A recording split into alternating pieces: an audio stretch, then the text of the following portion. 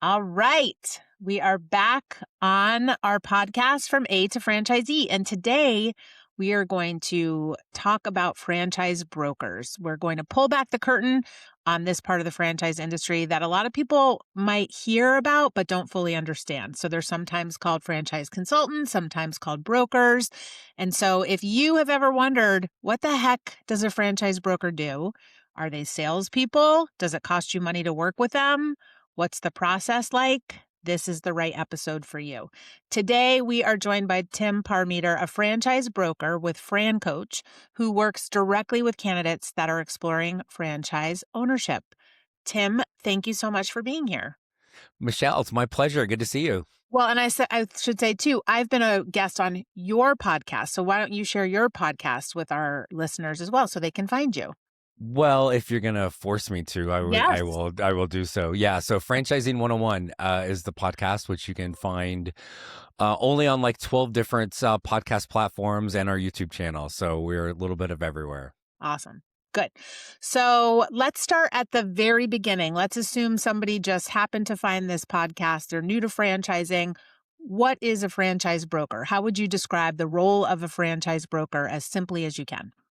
Yeah, no, and you said the term, you'll hear broker, consultant, coach, advisor, whatever. We are the dudes and dudettes that are going to help educate you on franchise ownership to first, like, is it even for you? Because as you know, Michelle, most people, they don't have the foggiest idea what franchising is really all about with that. So it's kind of the education piece first, but then it's really kind of that matchmaker of what's the absolute best franchise for each person to own. And then that's the simple version. And then it's a very long process, but our services are 100% free. So we are, which always throws people off like, whoa, whoa, whoa. Yes, we're awesome human beings. We love doing things, but we don't actually work for free. We're kind of like a recruiter in the corporate world. We get compensated on the back end by the franchisors. Awesome. And so that is one of the things that I love to talk about is that franchisors, do they have to disclose when they are working with brokers?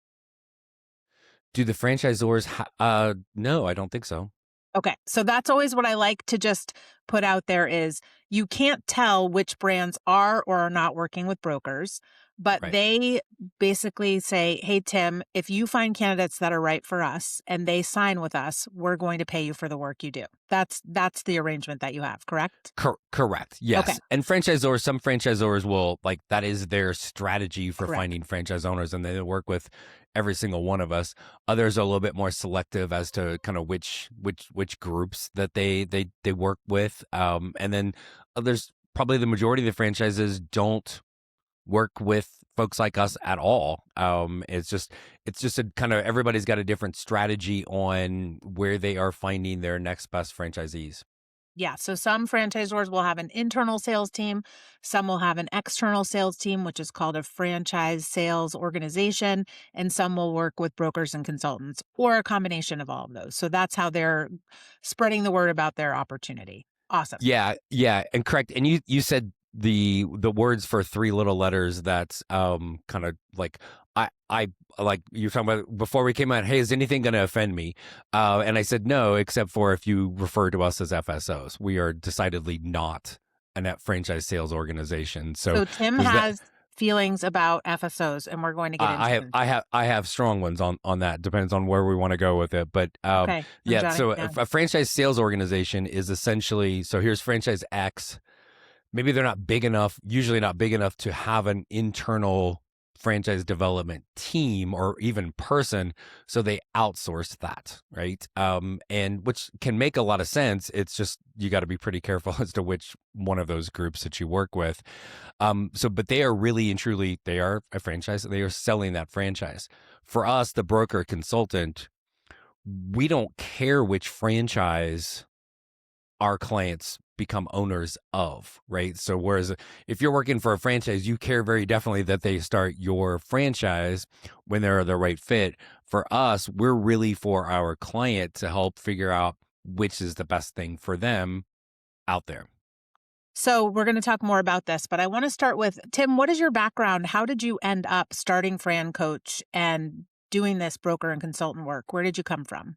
Yeah, so I think like most everybody in franchising, I got into it based on dumb luck. So if I go kind of probably like three little buckets, but I grew up, was an athlete. I played sports in college. I taught and I coached for a while. So it's kind of how my brain still operates, is that educator coach person. And then I got in the corporate world, and that my last job ended spectacularly. In the person I worked for committed a bunch of fraud, and our whole office got shut down. And Oof. so then you're like, now what? And I was in a weird situation in my life. I had a young child. We were trying to figure out co-parenting and all of that stuff. And I'm like, I need freedom and flexibility. And I literally just stumbled onto somebody was doing this, and they're like, hey, I'll kind of show you around a little bit. I'm like, okay. And Interesting. I just literally, it was kind of desperation. I didn't know anything about franchising. I just had education, coaching, and recruiting background, and just enough maybe like lack of awareness or ego or something, like, oh, I can totally do this, and just put my head down and started it 12 years ago, literally all by myself. And Wow. it's been the absolute best thing I've ever done. Um, Professionally, personally, as you know, like I literally met my wife in this industry, and has created a fantastic lifestyle for, and we have a strange lifestyle as far as how we exist and how we live. And it's just been the absolute best thing. And then I've been fortunate enough to kind of build a team with FranCoach, where we are all the way to 20 coaches on our team, and a Wow. support team of another 10. So it's been pretty cool to see the ability to help our clients, but even now help other people and get into this industry, which is, is the most amazing thing. And once people get in, they never leave. They may move around a little bit, but they're Yeah, in right. this crazy world for forever. Yeah. Tim, do you know how many people that you have helped place into franchises? How many you guys have helped Oh find my gosh. their niche in franchising? Just curious Yeah, numbers. I think we're like getting, actually, for overall our team, we're getting really close to the big 1,000 mark That's with awesome. this. So yeah, no, it's pretty cool. All right. So you've helped 1,000 people get into franchising, and probably just as many decide franchising is not for them. Yeah, way more, right? Yes. Yeah, that's And great. so, but it's no, it's funny. I will tell people for our process, because we're so education driven with our team, is when they get to that point and they're like, "Hey, this isn't for me," the first words out of my mouth is always "Congratulations." And it kind of will throw them off a little bit. I'm like, our goal was to figure out if this was for you or not. We did it, and I would rather them know it's not for them now than try to, like, let me keep shoving you along and get you into something that's, I mean, literally has potential to ruin their life, right? Yeah. Like, Yeah. kind of need to have a conscience in this game a little bit to do that. But it really is, most people, it should not own a franchise, and that's okay. But if at the very least we help them learn about it, because it is not ever what people think it really is. Yeah, that's true. There's so much uh, unawareness and misconception, I think, in franchising. Yeah. Okay, so someone reaches out to you. What does that first conversation look at? What kind of questions are you asking them, or what's that process? I want to kind of demystify it so they don't feel like I'm picking up the phone and reaching out and I'm just going to get this hard sell, because I know that that's not what the process is like. So, what are you doing at first with your candidates? Yeah. No, absolutely. And I think the part of why I've enjoyed this so much is that, like, I'm horrible at sales, and I would never ever survive in a sales role. I can't ask people for money. I just, like, it's a horrible thing for me. But I can build relationships with people. And so, whether it's us or anybody, if you're having that first conversation, if you ever are talking to a broker, consultant, coach, whatever, and it feels salesy and they feel pushy, like, hang up and don't talk to them, because they are not there for your interest. And so the first call really should be, for us, it'd be like, kind of like getting to know Michelle, like, basically, why are you even on the phone with me? And try to understand your career trajectory. And usually, I mean, we talk to smart, successful people that have been usually running a chunk of somebody else's business. They're a little stuck, frustrated. kind of wishing for more. So there's some pain there. So you kind of want to understand that. But just it's really pretty basic, and we kind of explain what our process is, and it should be always mutual. I'm like, if I learn a little bit about you, you learn a little bit about us. It's kind of dating, right? Almost like, Yeah. hey, would you like to learn more? If so, this is what we do. So ours is very much a kind of a hand-holding process with them of, here's what's next. You want to do it? Let's do it. If not, that's okay as well. But it's a first conversation with us is maybe 20 minutes is really it. And just kind of quick little get to know you, get to know us. Is this worth, like, if there's any sort of curiosity, let's learn a little bit more and see where this takes us. Awesome. Okay. So that doesn't sound scary at all. All right. My next question is how early in this process are you having them, or are you financially qualifying them? We really educate people that it's important for them to know what they can afford pretty early on. And I'm just wondering, when do you get into those conversations with them, and how much do you help them figure out what they can really do as far as investment? Yeah, no, and it's sometimes it does even pop up on the first call, somebody that may be really heavy in their mind, or some of the misconceptions of franchising are like, oh, it takes millions of dollars and it's McDonald's. And well, yes, McDonald's does take millions of dollars, but the vast majority of things are way on the other end of the spectrum. So sometimes it's just that education piece, but we'll go from first call. There's a kind of a profile we'll have people fill out. Our second call with people, we block, like, it's an hour long, and I always tell people this, we're going to figure out what you want to be when you grow up. Right. And so that profile and that deeper call is a little bit of financial stuff, of just understanding the basics. And so I equate it a lot of times to buying a house, right? Like, if you can figure out what you are capable of, that's our ceiling. Capable of doesn't mean comfortable with, right? But we understand that. And so understanding those basics of just, hey, you are going to be in this range, right? Again, buying a house, like, hey, I want that, mega mansion on the beach. Good for you, but we're going to go over here in this little subdivision and shop for houses right now, right? And so same thing with this. And then as we progress through the process, it's then getting them. There are companies out there that all they do is funding for franchises. And so being able to know which of those funding partners is the best one to get them to, again, there's so many like analogies with this of buying a house from a financial standpoint, but we all understand, like, here's our realtor. We drive around, we look at houses, we get pre-qualified. A lot of it is the same thing. We're kind of almost the realtor in that scenario. And the realtor knows where go over here to my mortgage guy, right? We're kind of doing the same thing with that. And again, it's all of that kind of looking and educating stuff is free for people. It just takes a little bit of time. Yeah, I love that.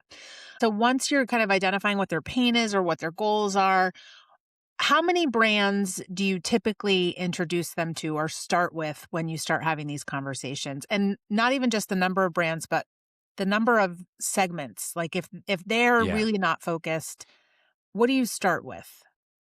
So a couple things to that is, one is as I back up to for us, and again, if we're really focused on our client, we are digging much deeper into them saying, hey, I've always done this, therefore I should do that in the franchise. Because in the corporate world, once you get in an industry, you can really get kind of pigeonholed in there. Right. And in franchising, as you know, franchises don't care about your industry background, right? I always joke with people, you could be the biggest slob on the planet and own a cleaning franchise.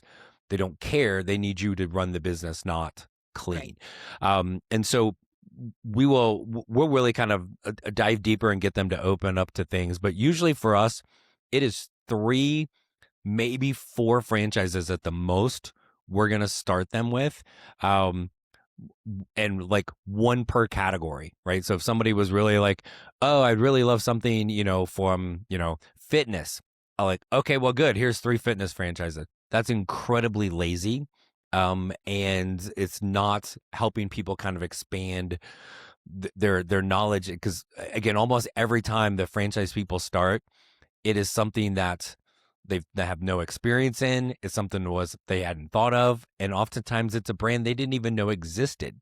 And so if we're lazy on our side, oh, you've always been in automotive and you like cars, here's an automotive franchise, right? Like, and that's all we show you. is lazy because almost always it's something else. And so if we can start them with 3 or 4, doesn't mean those are the only 3 or 4 franchises we look at.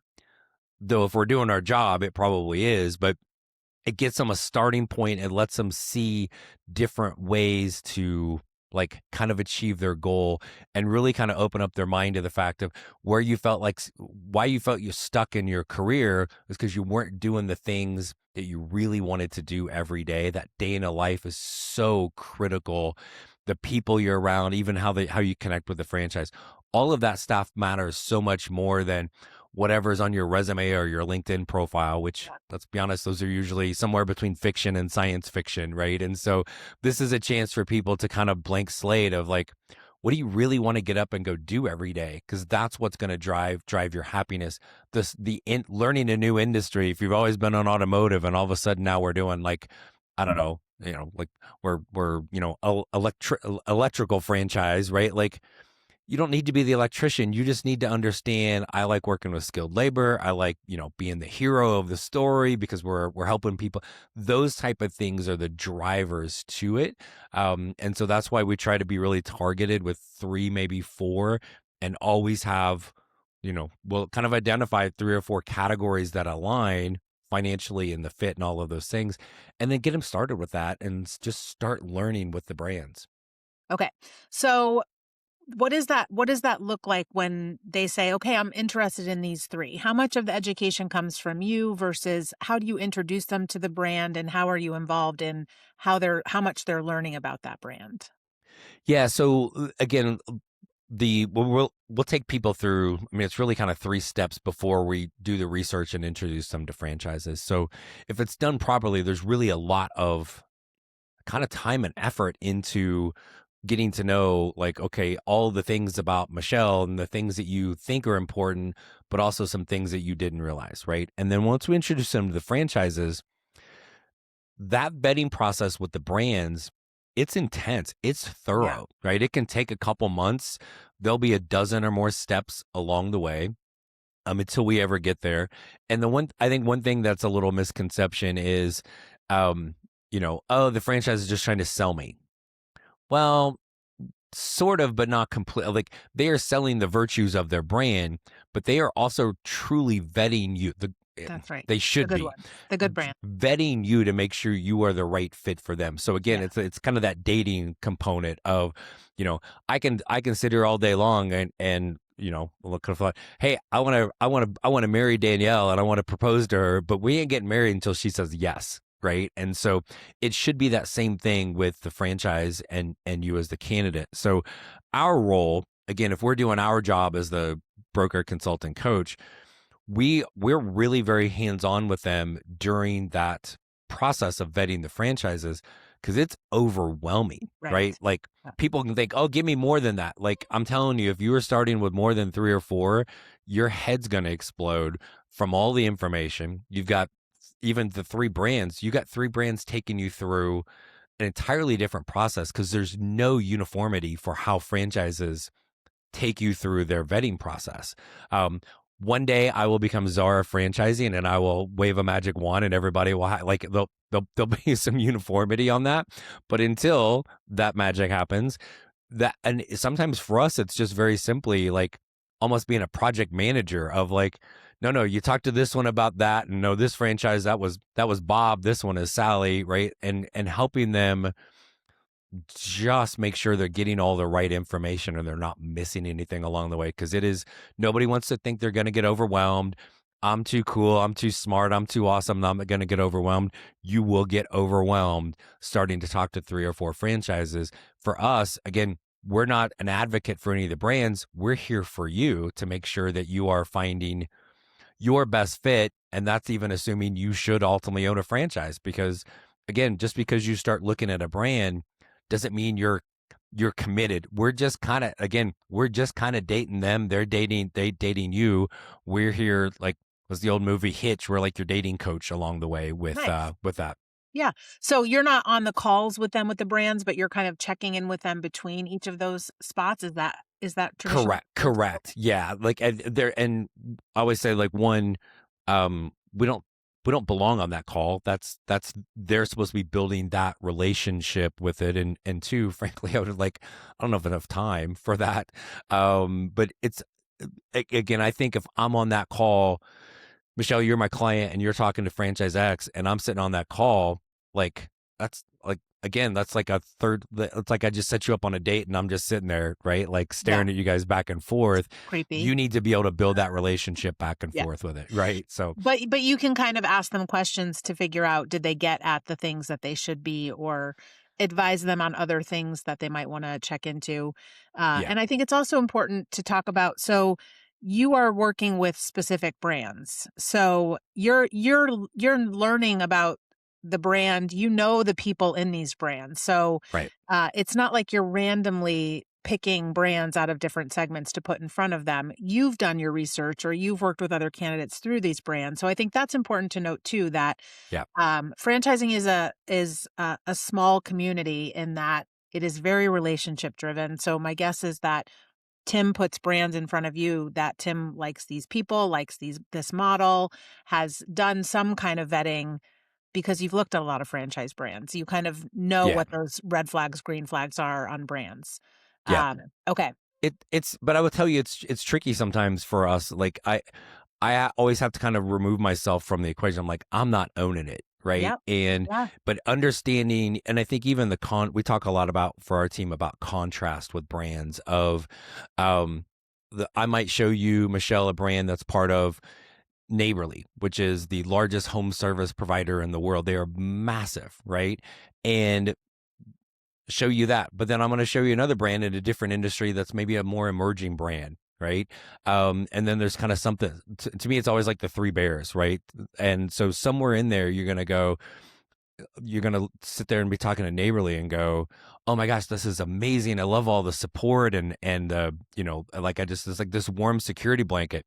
Well, the next person may look at that something in Neighborly and go, ooh, that's too big. Like, I like this one over here that's a little bit smaller. I'm talking directly to the founder all the time, right? And so nobody really can figure that out. Like, we could ask that question all day long and nobody's going to know how to answer it until we do that, or even how their process goes. This one is incredibly meticulous. There's one brand in particular, I always joke, like, they've got a spreadsheet for the spreadsheets, right? And they're so, and again, somebody might just go, oh my gosh, this is perfect. And they're talking about pivot tables and all this stuff in the spreadsheet because they're so, and then the next person's like, ooh, no, I want something a little looser, a little bit more freedom in there. And so again, understanding the brands, it's not me owning it.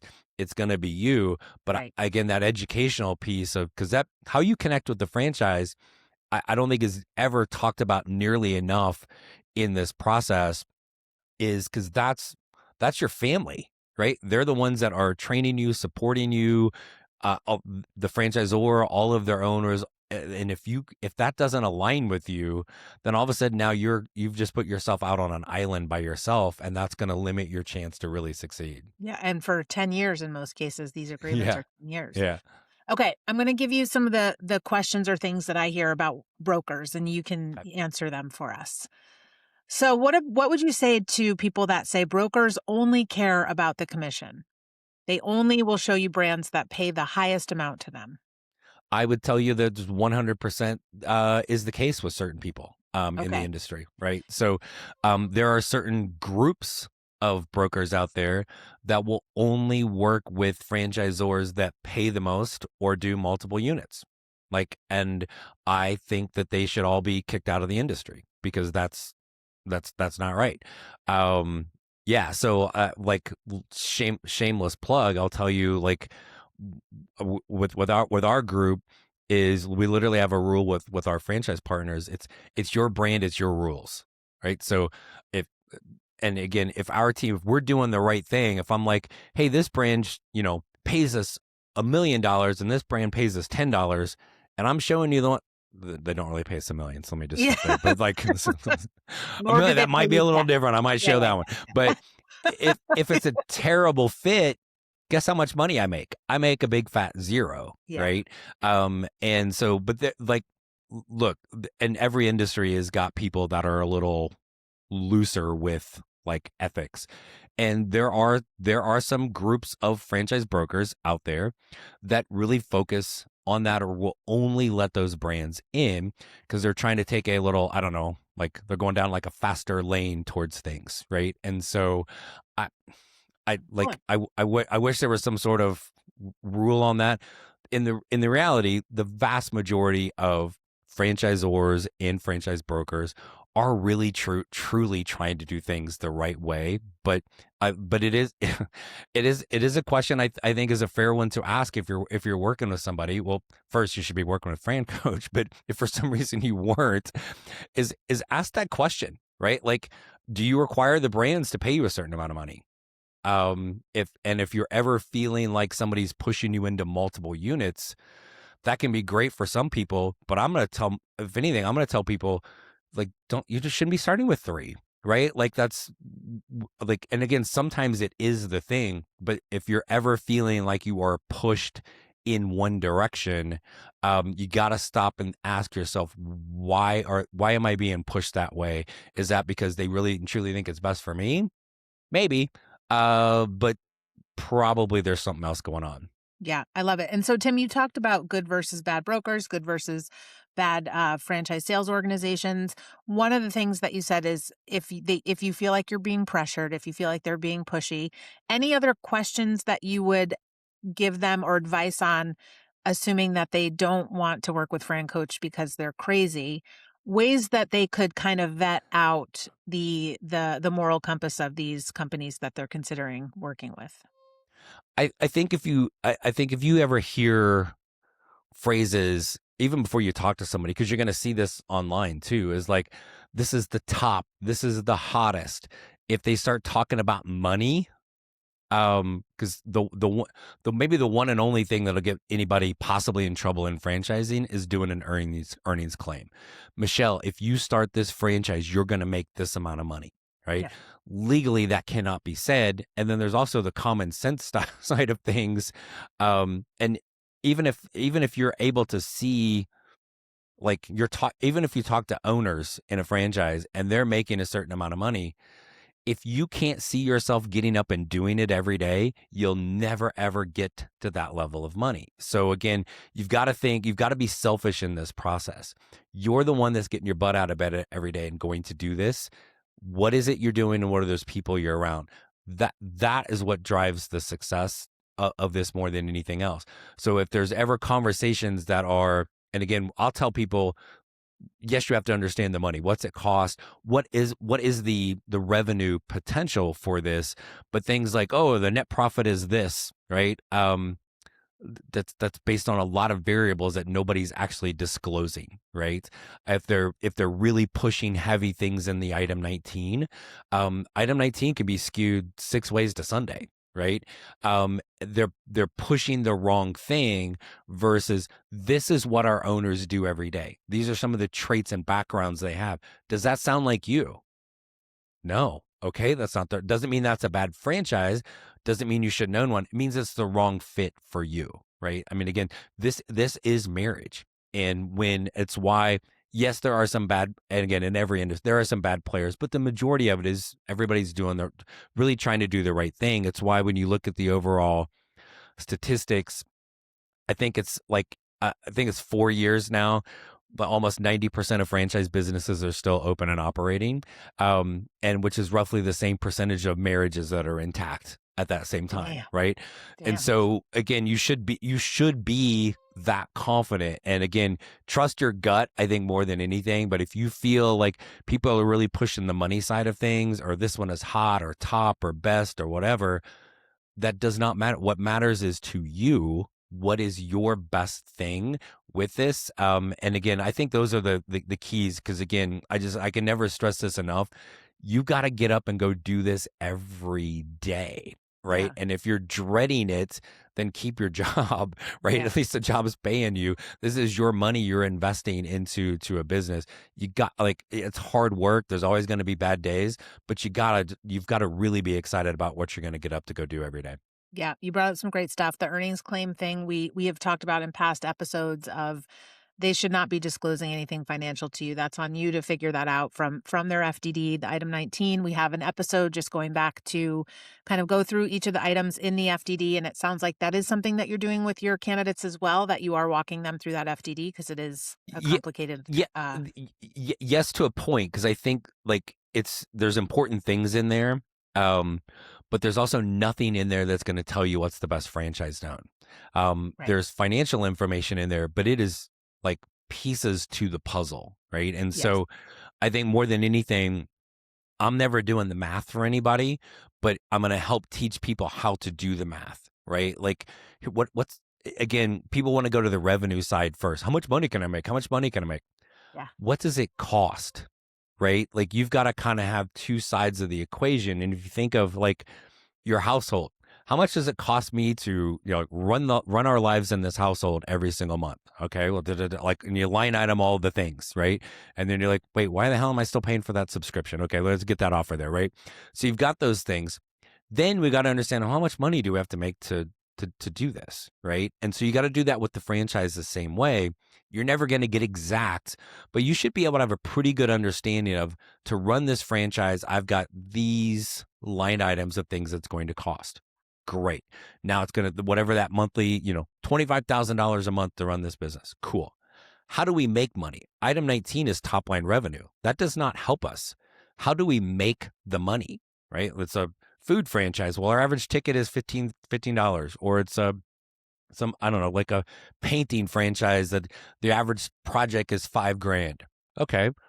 Average project is $5,000, right? Like now I can be able to figure out how many of those do I need, right? And so I always tell people, like, I can be lazy and look at the top line revenue. I can be lazy and listen to somebody tell me about net profit without seeing the details, or I can do the math and have as accurate a picture as possible, right? Yeah. And so yes, there's some things in the FDD from a financial standpoint, but they are just little nuggets of it. Even item 7 is not everything. It's a starting point. And item 19 can be manipulated way too many ways to pay much attention to that. It's understanding the right questions to ask once you're talking to the owners. So now, because the owners can tell you anything, right? And will be completely honest and transparent about it, to versus going, hey, Michelle, you're an owner of this franchise. How much money do you make? It's a terrible, even like asking when break even is a terrible question. If I don't understand what does it cost to run the business, Right. You might be paying yourself like a ridiculous amount of money out of that business, which is fine and you're allowed to as an owner, but that extends what your break even was, right? You may not be paying yourself anything because your spouse brings in all the money to pay the bills for the household. That shortens it. That's not a good question to ask. It seems like it, but it's misleading unless we do the math. So what questions would you recommend that candidates ask when they do have their franchisees on the calls to help them understand not even just financials, but really anything that you feel like is important for them to get straight from franchise owners versus the corporate team? Yeah, I think the always the most important thing is the day in the life, right? And to understand that aspect of it, and even understanding like some of the challenges that they are. Maybe it's like because everybody's going to go into look at a franchise and see where there could be some concerns and some challenges, but that may be something you're really up for and you enjoy. You may talk to an owner like, oh, the staff for this thing is driving me crazy, and I don't like this, and this. And all the things they don't like, it sounds negative, and you may be going, "Oh, that sounds perfect for me," right? Or vice versa, right? And so you have to really kind of figure that out first, because the money does follow the fit. But then from there, it's when you get into the financial questions, and not every owner will talk to you about money, and so, which is why, from a validation call standpoint, when you get to talk to owners, if you can talk to 3 or 4, usually at a minimum, you may talk to more, but I always say that's the minimum. You can usually get all your questions answered from enough people there. But you really want to understand the cost of running the business first. And so even be able to go, like, if you can start putting that together and you can ask an owner, like, hey, is this accurate? Right? I put down, X amount of money for labor. I think I'm going to pay these people, $15 an hour. And the owner's like, oh man, it's 25, right? Yeah. Or vice versa from that. And then again, the revenue side, I think, is really the where I would be more specific is don't ask them how much money their revenue is. How do they make the money? So is that a cleaning franchise? It's like, what's your average that you charge a customer? Oh, we charge $200 a month is our average, what we get. Cool. And now it's just, again, it's kind of reverse engineering the math. Well, then I need, 100 customers to break even based on, the things I've done on the other side. Now I can sit there and ask that owner, when did you get to 100 customers? That's going to get a much better realistic picture of break even. They're going to go, yeah, I did that in 6 months. Cool. Now I've got an idea that that should be what the break even is versus just asking them, because their cost to run the business, like the cost to run the business should always be minus owner compensation. That's the variable in there that's going to be different for every owner. Marketing and, equipment costs and labor Yeah. cost, and those things are going to be really darn consistent for every franchise owner. Yeah. That's what you got to focus on, minus that owner comp. And then how do you make the money? And again, it's harder that way. It takes more time, but it's going to get you such a clearer picture versus just, when did you break even? How much money do you make? What's your net profit? There's way too many things missing to that story Yeah. that you're Yeah. not going to get, and be not intentionally misled, but somewhat misled on that just because you were not asking the right questions. Yeah. We ask a question on our survey of franchisees about their profitability in the business. And we always kind of say, like, this is for the franchisors to see how the franchisees are self-reporting it. But I always say it depends on how creative you are and what you run through your business or who your Yeah. accountant is and what advice you're giving. So I think that's a great Yeah. recommendation. No, Michelle, Do you, I share this with people. We had a client a couple years ago looking at a home. It was a resale of a home service business. And the homes that for the last few years, the business was making pretty consistently $3 million a year in revenue. And my client was like looking at the financials, they're like, it's only net profit is $50,000 off of 3 million. Like, how's that possible? It doesn't make any sense. And I'm like, he was all freaking out. And I'm like, just stop. And like, we go back through all of the things, the owner compensation. And again, this is all like not illegal in the slightest. It's $900,000 off of the 3 million. Right. So I'm like, and then plus 50 grand. I'm like, the business is really generating $1 million every year, right, of profit. They just chose to like Take it pay out. themselves, and Yeah. a lot of family were involved in all of those things.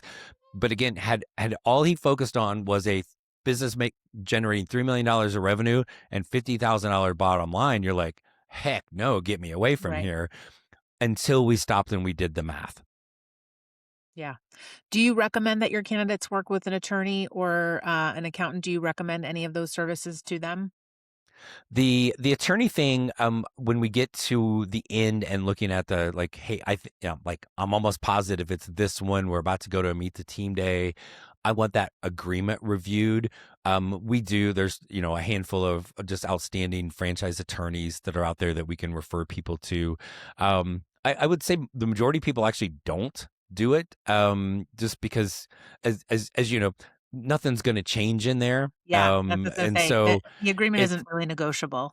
correct, right? And I think once people get to that point, and I don't know what it is about a franchise agreement, people like, we buy houses, we buy all of these other things, and don't like, how fast can you like sign all of those things to get out of there? But most people don't. When you do, like, and again, has to be a franchise attorney. Don't find your Uncle Bob that does, car wrecks, but it's clarity of language in the agreement. It's kind of like making sure you're not getting screwed over, essentially. That kind of creates a peace of mind with it. But if you're going in there thinking you're going to be this expert negotiator, like, that's not going to happen. But it really is towards the end. And again, if some people, it does really truly make them feel more comfortable, then we've got the referrals that we'll be able to get them over to, and again, make sure they're taken care of. Awesome. Tim, what's the timeline look like as far as on average, how long are you working with people through making these decisions? Is there a typical timeline that you see with people? It's 3 to 4 months typically. And again, there's sometimes it's way longer too. But I mean, our process, it may be a few weeks to just get through the getting to know you and kind of building out what that model should be in the research. Once we connect people to franchises, that's, I always say, usually think 2 months, right? And again, there's a dozen or so steps along the way. If you're, you and your spouse are both working and you got 3 kids going into 7 different directions, every day. Hey, that may take us a little bit longer to get through there. If Okay. you're not working and it's just fitting it in between Netflix binging, right? Then maybe we can roll through there a little bit faster. It's more, to me, it's the speed matters less. It's, we're just not going to skip any steps, Yeah. right? And again, if a franchise feels like they're just like dragging you along, that might be a little bit of a red flag. Sometimes you get frustrated that they're going slower. Well, tough. That's their that's their process, because the main thing every franchise wants is you as an owner to follow the dang plan. And if you can't follow the plan that they are taking you through in the vetting process, you're probably not very likely to follow the plan once you're an owner. So sometimes people feel like it's a little slower than they want, but again, it's that, to me, honestly, that shows the franchisor is really and truly making sure that they're getting everything they need from you to make Right. sure you're the right fit. Yeah. I love it. What is one of the biggest mistakes that you've seen candidates make, or what would you kind of give them for advice to be mindful of during this process? Um, Shiny object syndrome. So whether it's something that they are thinking of, oh, this one looks really, really cool, or you're falling into the trap of, like, this is the top industry, this is the best franchise. Look at this list, and this one says blah blah blah. Look how much money these owners are making. None of that matters. I mean, just absolutely none of that really matters to each person. And so, um, we talk about this a lot. In fact, I did a podcast about a year ago on ours of, like, you have to be selfish as you're going through this process. And if you think about it, our entire lives, we've been told not to be selfish, right? Like, that's wrong. But it is what is the best thing for you. And so it's easy to get caught up in crap that's on the internet, or people are saying whatever about the positives of these other franchises. It doesn't mean those things aren't true, but are they true for you? And again, or like, oh, well, my friend's cousin's uncle's girlfriend's dog owned this franchise and it didn't go well. So, right? Maybe it went well. Again, so, I mean, great for them in that situation, but that has no effect on me going through the process and vetting the franchise. So, like, be selfish, and again, remember, when everything is said and done, you're the one that's got to get your backside out of bed every day and go do this. Are you going to be doing the things that you really enjoy doing around the people you really enjoy talking to and being around? And is that franchisor and that entire system, do you feel like you're in the right room? If Yeah. so, who cares what everybody else thinks about it? Well, I didn't see it on that list over here. Well, guess what? They maybe didn't submit to be on that list, or they didn't pay to be on that list, or whatever. But it becomes your fit. And as you know, you've been in this a long time too, is like, it's so cool to see all of how franchising can change so many lives. And Yes. like, you and I could probably spend the next 10 years telling nothing but stories of how franchising has changed people's lives for the positive. And but it's because they really found that fit for them. And that is all that matters. Yeah. And put the work in. That scenario kind of reminds me of being a new parent and how much advice you get from other parents of what worked for them. It's Yeah. great to have that kind of knowledge, but at some point you have to tune it out because your experience is different, or it's your experience. So you have to work through that. So Yeah. do you think there's anything that you would want to talk to people about working with consultants, brokers, coaches that we haven't covered? I have one final question for you, about just what would you tell someone that is unsure about working with a coach or a broker? But if we missed anything about your role and what you all do, I would love to hear that as well. No, I think, but really, when it comes right down to it, and like, look, you and I been doing this a long time, and I have a enormous amount of respect for you personally and professionally and what you guys do. I think it's amazing. Like kind of a somewhat hidden aspect of the franchising industry. Every single industry has some people out there like, yeah, I don't think they're really doing it the right way. Franchising is no different. The vast majority of people truly are like trying to be there for you some way, shape, or form. All you got to think about working with a consultant or broker or whatever is, if you love your life right now, I love every aspect of my job, the freedom, the flexibility, the money I'm making, my future, my personal life. If you love all of those things, this may not be for you, right? But if there's something in there that is missing, there's a little pain point, you wish something was better, what do you have to lose other than hopping on a call with somebody like us for 20 minutes?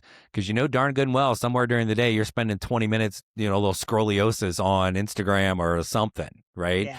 Yeah. Take 20 minutes to learn something. Yeah. And you may have that call and go, yep, nope, I'm staying right where I am. Well, cool. At least you know that versus wonder. But maybe, just maybe, you're going to learn something and go, huh, tell me more. Great. Let's take that next step. Because it is just, we've seen it so many times over the years. It can change people's life, like the weight off their shoulder, the happiness of they're doing something that's fun so many times, like from every so many times. franchisee we interview is what Yep. do you want to tell others? I wish I'd done it sooner. Yeah. And I, you're right. And then I always say, well, no, you shouldn't, because you just weren't ready yet. And right. And that's how, like, we all kind of beat ourselves up on that a little bit. But no, it really is. It's just, if you love every aspect of your life, well, you're probably not listening to a podcast about franchising, right? So let's be honest, there's something missing. Like, find somebody out there and just let them guide you a little bit, from a third party standpoint, to just help you learn a little bit more. Yeah, I love that, because I think it's also too, and we do this here at FBR, is that we're so lucky that we get to work with brands that care and get feedback from their franchisees. But when we're talking to franchisors, we talk about the work we do, we talk about the data we bring them, and we don't actually highlight what they get from working with us. And it would be the same for you, as all the relationships we have in franchising, all the dirt we know that we don't put out there. Like, that can really help speed up decisions, or just offer that kind of reinforcement or comfort in that you're making the right decision. So I think working with someone that has been involved in the franchise industry, that has helped 1,000 other people find the right fit for them and talk 2,000 people out of buying a franchise, there's value in that. And that's probably not something that people consider when they think about working with a coach like FranCoach. So this is great. I think you demystified a lot. I think your phone's going to ring off the hook. People need to know more. Am I going to have to work now? I didn't know that was part of the plan. Okay. Get to work, Tim. But no, I appreciate what you guys are doing. And I love just kind of talking through what it's like to actually work with someone that can help you understand these brands and what it would be like to run them. So thanks for joining us today. It's been fantastic. And like everyone else that we talk up to on these podcasts, just do your research. Don't let anyone rush you. Work through those decisions and those red flags, or look for those green flags when you're talking with the corporate team, when you're talking with the franchisees. And I love hearing the stories of people going into it. But I will say, every franchisee will usually say, I wish I'd done it sooner. There's something scary about taking that leap. Yep. So thanks for helping people take the leap, and from stopping people from taking the leap that shouldn't. Right. Correct. It's weird. Almost more proud of that than anything else. It's right. Equally important. It's just that. No, yeah, absolutely. Yeah, it's equally important. Thank you so much for joining us today, Tim. It was great talking with you, and look forward to seeing you soon. Thanks, Michelle.